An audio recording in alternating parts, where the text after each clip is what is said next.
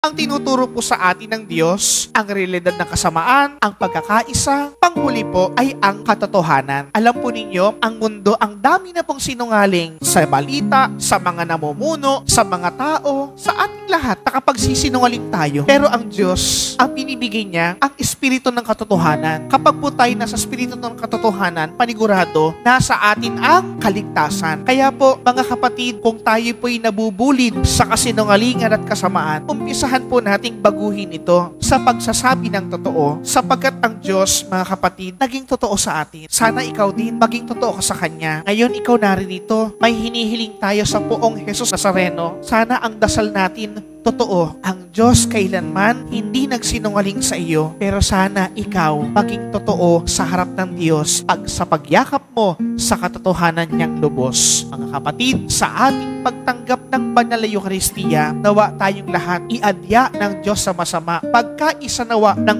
sa isang puso't diwa, pagkaisa nawa sa katotohanan ng dulot ni Jesus na ating Panginoon.